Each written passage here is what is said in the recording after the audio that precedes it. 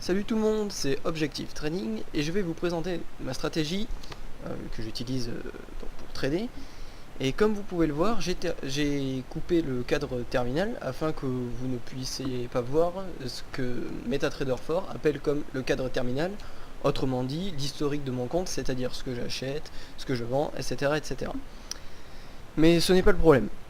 Je fais cette vidéo pour parler de ma stratégie et non pas de combien je gagne, combien j'ai perdu, enfin tout ça. Je vais vous faire découvrir ma stratégie. Alors pour ceux qui pensent que stratégie est synonyme de solution miracle de gains sur internet, coupez cette vidéo, allez voir le monde des bisounours, mais moi je ne suis pas dans celui-là. Malheureusement on peut gagner comme on peut perdre, mais je suis là quand même, c'est vrai, pour gagner. Alors ma stratégie en fait c'est très simple. Par exemple prenez en fait un peu tout, Euro USD, USD CHF, tout ça. Donc on va prendre par exemple USD CHF, parce que je trouvais que c'était un bon élève. Une bonne paire de devises qui marche bien. Alors moi je travaille en day. Je vais zoomer un peu, le mettre comme ça, c'est mieux. Alors j'utilise deux indicateurs,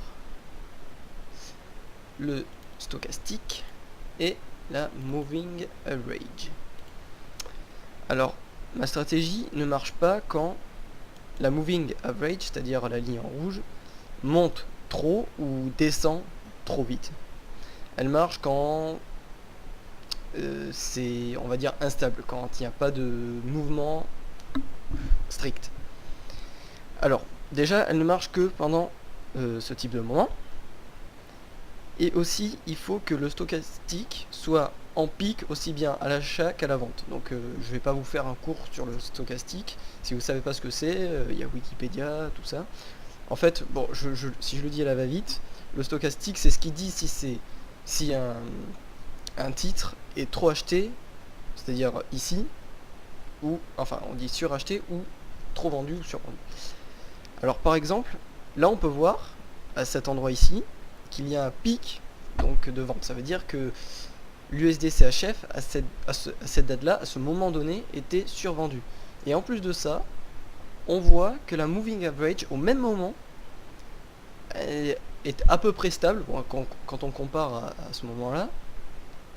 Donc elle est très en dessous de la moving average, et en même temps, le stochastique est très bas. Ça, c'est le signal d'achat, ça veut dire qu'il faut acheter. Donc la date, c'était 2012, le 27 février. Là, si j'étais là à ce moment-là, j'aurais dit il faut acheter. Ce genre d'événement est quand même relativement rare, donc il est, je pense, nécessaire de trader sur une vingtaine, par exemple, de devises. Donc par exemple, j'avais dit qu'ici, ce serait le signal parfait du signal d'achat. Mais ce n'est pas, par exemple, le seul moment. Par exemple, on a ici. Là, on en a un deuxième. Là, qu'est-ce qu'on voit? On est au-dessus de la moving average. La moving average, si je trace à peu près la tangente à ce moment-là, ce serait quelque chose comme ça. Bon, c'est vrai que c'est pas non plus de la géométrie, ce n'est pas parfaitement horizontal, mais bon, si on compare ce moment-là à celui-là, bon, il n'y a pas photo. Hein. Et là, on a un pic d'achat, nous dit le stochastique, et en même temps, c'est au-dessus de la moving average, donc là, signal de vente, parce que c'est suracheté. Et on peut voir que ça a perdu 114 pips en 4 jours. La paire de devises USD CHF. Donc pour ce genre de stratégie, ce n'est pas du scalping, ce serait plutôt une stratégie moyen terme, genre 4 jours, une semaine, maximum 2 semaines. Donc l'effet de levier conseillé, ce serait 50 maximum. Éviter les effets de levier à 100, alors 200 n'en parlons même pas. Mais si on regarde, c'est certes assez rare, mais comme il y a tellement de devises, donc ça nous offre un nombre juste étonnant de paires de devises que l'on peut traiter. Donc là, on a par exemple, je prends le GBP JPY, Moving Average, Day, je zoome, Alt 2, et je vais mettre le stochastique. Donc bon, là je découvre ce graphique avec vous. Et là le premier truc qui me frappe, c'est là. Mince. C'est là. Là on voit un stochastique qui a un pic, et en même temps le cours qui est au-dessus du moving average. Et qu'est-ce qui se passe? Ça baisse. Donc je ne vous garantis pas la solution miracle, mais j'ai vraiment l'impression qu'elle est en général assez porteuse de gains. Là, pourtant, et des fois ça marche même aussi quand ça monte assez vite, mais c'est à éviter. Il faut le faire en général quand...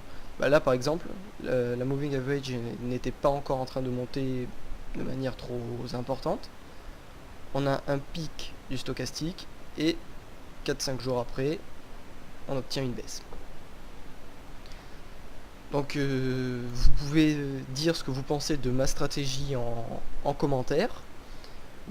Si vous pensez que c'est n'importe quoi, vous avez le droit de le penser. Si vous aimez bien, je vous invite à aimer ma vidéo et à vous abonner, car je scrute les marchés jour et nuit. Enfin, même si en ce moment là c'est fermé, les marchés sont fermés, parce que comme vous pouvez le voir, on est le 29 décembre 2012.